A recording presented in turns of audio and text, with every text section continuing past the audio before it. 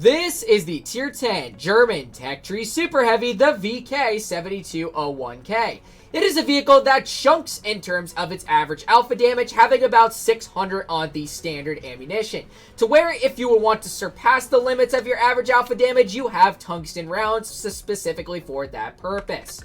This vehicle got PBR graphics within the past couple updates, which made significant changes to its armor profile, along with its other individual stats. But as you can see, it has 138mm of frontal turret armor, which we'll get to that in a second to why it's extremely weird, and 240mm of frontal hull armor. In which this case, the armor profile looks like this, and the 138mm mainly has to rely on this cheek right here, to which it is about 180 to 155mm thick. Before this vehicle got PBR graphics, these cheeks were well vulnerable to the majority of standard and premium ammunition that's fired in on it. Now, as the vehicle got PBR graphics, when I load in my heats, especially with my calibrated shells, the cheeks are not really going to be as vulnerable as they used to be. Because now you have little wedges right here that are about 700 to 400mm thick, as the tank has quite of a wedge type of turret design, pretty much similar to that of a K91, to which it can be troll in most cases. Even when this vehicle is using its 7 degrees of gun depression, it still opens up the cheeks to a majority of spaced armor, even when running your premium ammunition with calibrated shells. But the cheeks right here are really just not going to be that much of an easy hit. Doesn't really matter what angle that you are at in terms of this thing. These cheeks right here are still going to be a bit of a hard hitter because you kind of wedge it into the right spot and kind of take advantage over these troll spots that occur on the side of the turret. In terms of the upper plate, it's still as a troll as always, upwards of 400mm thick, but the majority of the lower plate is where this thing can become most vulnerable to any standard and premium ammunition, at about 288mm thick in most cases. So once we go to make our way towards the side of the vehicle, the side of the turret is 176 to 197, and then the full-on side is 160 to 190. And then for the rear, the back of the turret is 122, and then the full-on rear is 174. And of course, HEs are not going to be enough 100% or probably about 95% of the time in order to cut through this vehicle. As the vehicle did get PBR graphics, it also lost a bit of its damage per minute from 2400 to 2209, and its reload time from 14 to 16.3 seconds. Pen also got slightly worse, but it still doesn't take away from the fact that 373mm of heat pen is still enough to butter through the majority of spaced armor, but the only issue again is that on the sides of vehicles, because it carries heat shells, it's going to have less of a piercing effect as always. In terms of its aiming time, it has 4.5 seconds with 0.326 dispersion. And then finally for its maneuverability, it goes 32 forward and 15 in reverse. And it also has a ugly power to weight of 10.3 while at it. But something to kind of make up for that is that the vehicle has improved suspension to improve the terrain crossing. I did manage to pick this vehicle up before it had PBR graphics, and I wasn't really necessarily that big of a fan of it. Kind of like it is right now after I played significant numbers of battles after the vehicle has gotten its PBR graphics. And I gotta say that the gun can be a little bit troll at times, especially when you are aiming in on certain weak spots. And then it kind of just ends up flying all over the place or directly right into that weak spot and doesn't end up penning. That's the kind of downside that when you are facing with this vehicle right here, is that the gun can be quite troll at times. So we are going to make our way into our first battle and see how we can fare well till then. And 5,000 years later, like always, because that is my luck in the Q system, we are finally in a battle. In terms of their heavies, they have an IS-7, they have a Kron, a Type 71, and an M103. So it just varies on where my team is going. It looks like the Emil-2 is going over here. So probably best if I go over with him for the time being right now. See if we got some enemies that are possibly going to cross over to this side of the map. So we already got a Conway spotted off in the back. Emil is probably going to get a shot in on him maybe, or not. That's unfortunate. So, alright, well, we are able to spot the Conway ourselves. If our Emil can just move out of the way, that would be greatly appreciated apart from his behalf. So, let's go to aim in on that Conway. There we go. A little bit of a roll, but still, I can't complain. A pen is a pen. We're still able to do 465 on this thing. So yeah, the heat pen isn't significantly what you would typically expect for a super heavy, but at times it can really work when it wants to. Conway misses us. I did end up trying to bait the shell from him, and it did seem to work. So let's go ahead and aim on into this convoy once again and see if he pokes. I'm going to kind of go on a side scrape right over here. I also forgot to mention about the side scraping capabilities on this thing. You can see that the tank has like a rounded wedge right there, so that really means that the majority of heat shells can't end up overmatching it. It's not like your typical VK9001 that could just instantly get away with the majority of side scrapes, because with the rounded edges, it's really not what this vehicle is meant for. So we got the convoy once again, and like I said before, the aiming time and dispersion led to me missing that shot, and that is where this vehicle's gun tends to be troll at certain times. So we're just going to plop on our adrenaline real quick. We got the IS-7 off to the side right there, and it looks like that he is moseying on forward. He might back on up. Let's plop on our tungsten and get a 704 chunker into the side of his vehicle. And that is where the tungsten rounds can become extremely beneficial for rolling in high chunkers of damage like you saw right there into that enemy IS-7. So he's going to poke on out once again, maybe his rear in that regard. So let's wait. There we go, 545 into his vehicle as our tungsten did manage to cool down a little bit. So, and it looks like that we are going to win this based on base cap. So I got to hurry up and get on into the front line and get some more damage out. Like we got a Type 71 right off to the side right there. It looks like he's moseying on down, which is unfortunate. So let's go ahead and mosey on over towards the enemy Kron right over here. Let's maybe see up here. We got the Type 71 side exposed. 676 chunker into his vehicle. Let's kind of angle. And we do get a bounce from the enemy Type 71. Alright, so let's go ahead and reload once again. We got the Kron moseying on up towards us. So let's go ahead and aim on into this enemy Kron. He currently does not know that we exist. Okay, he's dead at the moment. We also got the Type 648 shot into the side of his vehicle. And I gotta admit that this gun can slightly work only when it really wants to. And you can get really solid damage outputs like you see right there. Alright, well we got the Type 71 once again. Okay, so it looks like the enemies did end up taking care of the base, which gives us the mirror advantage to get some more solid chunkers of damage into our enemies, and that is another fairly solid example of this vehicle's gun working at the best of its ability. So now all that we got is the enemy Waffenträger, and that is a 304 ram right there, to which you can get away with the ramming statistics of this vehicle. And just like that, that is a fairly solid game, demonstrating that even the nerfs don't really make the slightest bit of difference for the VK7201K. It still can pull up some fairly solid stats like this one. 4,039 damage, blocking 400 in the process by only one shot, and doing top on the team without a doubt. So without further ado, let's go ahead and plop right on into our second battle and see how we can fare well. Something I also did forget to mention is that this vehicle has sandbags to improve your hit point factors. I am running double sandbags for the purpose of that. And not only that, you also have improved gunpowder. So that means you can increase your shell velocity to a significant chunk, which is extremely beneficial, especially for a gun that is about this long. I don't really know the millimeters of length that this gun carries, but it can really benefit for the fact of vehicles when they are trying to get back into cover zones and you are able to hit the shells right before they get back to such. Alright, so second game, it looks like we are going left on this one. In terms of their heavies, they have an E100, they have a T57 heavy along with that too. Alright, so it looks like some of their enemies are pushing on over towards the left side, so let's see how we can fare well apart from that. See if we can put up another solid result in this one. So let's go ahead and carefully mosey on over here. See what we can spot apart from that. We're just going to kind of plant ourselves right beyond the home right here. Hopefully this T30 doesn't get in my way, which of course he does, because that's what every average player tends to end up doing. Because I'm supposed to be in a side-scraping vehicle. I have really no idea what this T30 is doing apart from that. Alright, so you know what? I'm just going to get out of his way. Alright, well it looks like we got some cover, or some tanks that are flanking directly behind us. So we got the T57 heavy right over here. Let's see if we can get a chunker of hit points dealt into his vehicle right there. Looks like he might plant himself maybe right beyond this little corridor right here. So let's go ahead and maybe plop on our tungsten shells in case if he pokes.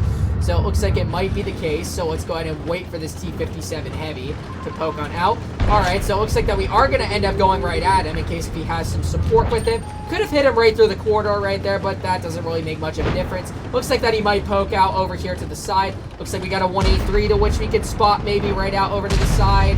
So, alright, well we also got the tortoise, so I don't really know what our T30 is doing in terms of support, but he's doing an excellent job in terms of that. Alright, well, we got the 183 off to the side. Let's go ahead and plop on our tungsten real quick. 183 bounces us, and there is a 724 chunk, and another fairly solid example to where the tungsten can slightly do its job, benefiting this vehicle's average alpha damage to a significant chunker.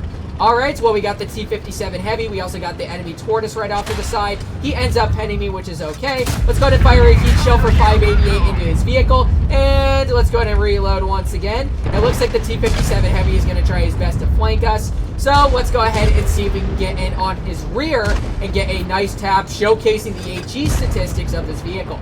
Alright, so moseying in on the enemy T-57.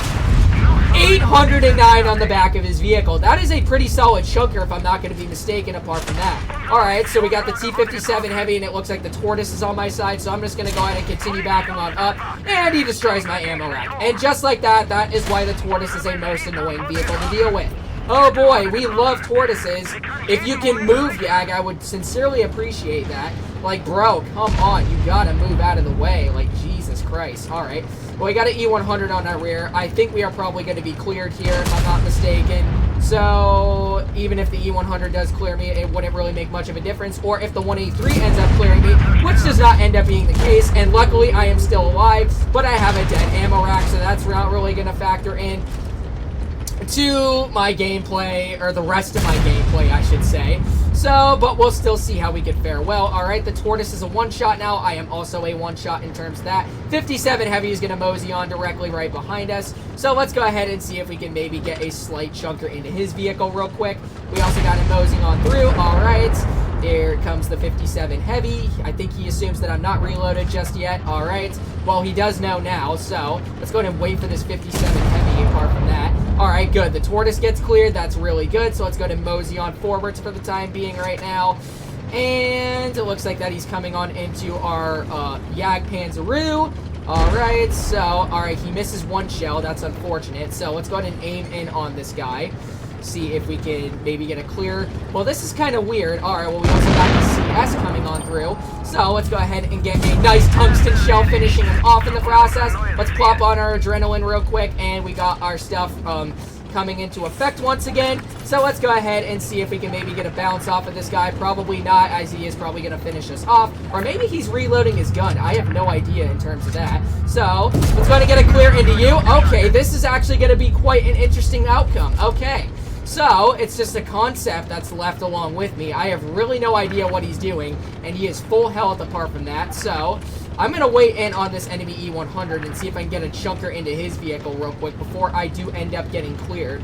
So, I have really no idea what side that he's going to be coming on, so I'm going to take a guess and assume, okay, so he is coming in from the other side. Alright, so I made a pretty good maneuver right there, but the only issue is I don't really have the best of maneuverability to get out of the front line and see if I can take care of this E100. So let's go ahead and see 576 chunker into his vehicle, and I might be cleared apart from that because I have no support from my concepts. And just like that, there is my game. But doesn't really take away from the fact that this vehicle can slightly be a very deadly foe to face, especially as you can get in and out of danger zones due to that improved suspension. Well, this concept is a no camo, and it's kind of obvious that he is a noob at that, and he threw this game for us. So it's an unfortunate outcome apart from that.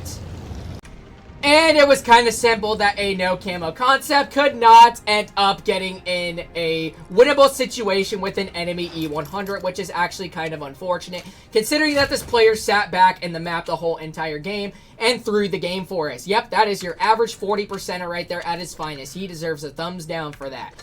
So, let's go ahead and plop on into our third game, and let's see if we could put up just as good as performance apart from the first two games. I mean, we did significantly well that game. It was just for the fact that we didn't really have the best of support coming from our teammates. I mean, our T-30 was kind of screwing us in the process, our Yag was kind of getting in the way at the same exact time, and our freaking concept was sitting on the side of the map. That's just average 40% fest at its finest right there. But I'm hoping to get a good team for the final game. We'll just have to wait and see how that very well is as we get into the next game. And another 50 billion years later, and we finally load into our third game. So, in terms of their heavies, they have an IS-7, another VK-72, and a WZ-111-5A. Interesting lineup that they have, so let's see how we can fare well in terms of this one. Alright, looks like we got our Rhino going right. We got our Chieftain. It looks like he's probably gonna... Alright, I have no idea what this player is doing, but apparently driving into me would probably be the best case scenario for you, apart from your behalf. Average 40% move, so... And another average 40% move is firing both of your shells in at the start of the battle for absolutely no reason. I have really no idea why I'm going with this Rhino apart from that. Alright, well we already got an E50 already spotted. So let's go ahead and quickly maneuver our way past over here and see what we can spot apart from going the other side. Alright, so we did get spotted, so which means that some of their enemies are off over to the side right over here. So I'm going to quickly go along through over here while we got an enemy 5A. Let's go ahead and continue moseying on forward. Let's see if we can maybe take care of this 5A by going right behind this rock right here and then using our side scraping capabilities to the best that we can. So let's go ahead and continue moseying on through. Alright, well we got the enemy VK along the other side as well. So let's go ahead and get into a scrape and let's see if we can pin this guy probably from that angle, which unfortunately we cannot. And I didn't want to fire in the heats because a house was right there, and heat shells cannot cut through buildings, which is the unfortunate part apart from that. Alright, well I have no idea what this enemy 5A is doing, as he is just going balls to the wall and going right into our spawn for absolutely no reason. So let's go ahead and get a 686 tap into his vehicle real quick, and the Chieftain of course is probably going to finish him off, which is it's at least which I hope. So let's go ahead and go into another scrape with this guy, and of course the Chieftain misses. Wow, average player. Alright, let's go ahead and aim on into this VK once again. Get a 564 tap into his vehicle. Nice. Alright. He ends up hitting the side of my turret, which is actually unfortunate. How was our Chieftain now? Oh my god, bro. I swear. Took him that long to finish a tank that was YOLOing in, which is actually kind of crazy to even think about. Alright, well the VK misses my turret once again, so let's go ahead and aim ourselves in one for 482 into the side of his vehicle, and it's good that our Rhino's actually taking care of him in the process. Oh my gosh, and it looks like that we are going to lose this game once again. Unfortunately, because this is another rat team in terms of that. So, alright, VK misses again. That gives me another advantage to get another tap into him, and the Rhino should be able to finish him off. That is beautiful. Alright, we got an enemy grill off in the back. It looks like that he can't spot us. Yeah, trash heavies, even though you guys can hold one side of the map. That's kind of sad in terms of that. So anyways, let's go ahead and mosey on through. We got an IS-7 off to the side. Let's see if we can benefit ourselves by getting some taps into him. Let's see if we can maybe get into another side scraping spot once again. Looks like that this IS-7 is out in the open, which he is. Alright, let's go ahead and plop ourselves right along over there. Nice tap for 616 into his lower plate. That is another beautiful example that this gun can really be beneficial at times, only when it wants to. Alright, so we got our tungsten back, so let's go ahead and get into another scrape right here, see if this IS-7 wants to continue poking on out. We also got the 4005 off in the back right there. He's probably going to poke, maybe. It varies on if he ends up coming over to top right there, which is probably not going to be the case if I'm not mistaken. So, do want to be slightly careful of that 4005, so I'm going to plant myself out. Oh, there's the 4005 right there.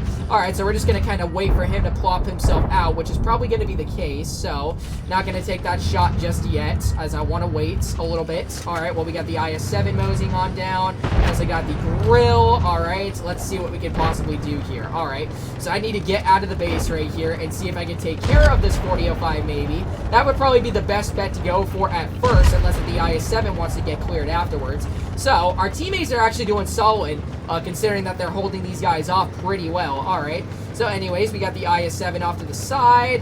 I want to find a little bit of some cover so I don't get kerblunkered by the grill. Alright, well we got the IS-7 right off to the side. And just like that, that is a troll scenario to where this gun can't really do its job at the best. So, we got our adrenaline active, and we also got our tungsten active. Let's go ahead and get into a scrape onto this grill. I don't really care if he pins me in that regards.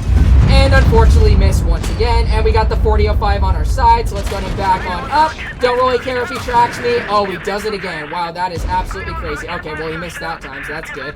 Alright, so now that I know the 4005 fired, I think the best thing to possibly do is see if I could go after him, but not getting kerblunkered by the IS-7 at the same time. So I'm actually going to go over towards him and see what I can do apart from that. Oh my gosh, these guys just keep on tracking me for some odd reason. I do not know why. Alright, well, I am taking a lot of hard hits right here from these guys, so I'm probably just going to wait for this 40-05 to maybe come on out in the open. I have really no idea what to do apart from that, so making some dire misplays, that's for sure, and that's 100% for sure. So I am just going to go right after this 40-05 then, and I'm going to have to wait and rely on my engine and my freaking tracks to do their job as they are busted. So how does he hit me in the gun and pen that? Like, that is absolutely crazy, bro. Alright. So anyways, let's go ahead and plop ourselves upward. It would be unfortunate if this guy tracks us again. So, oh my gosh, bro. That is the unfortunate part of having a track or an engine that is done for. Alright, there's the 40-05. Alright. So he does spot me, which is totally alright. So let's go ahead and mosey on over towards him just to finish him off real quick. So he's probably going to poke, maybe.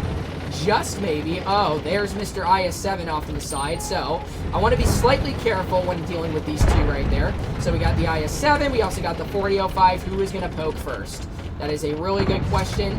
So I'm actually just going to continue to try to hold these two off to the best of my ability. Alright, we got our engine back, which is good.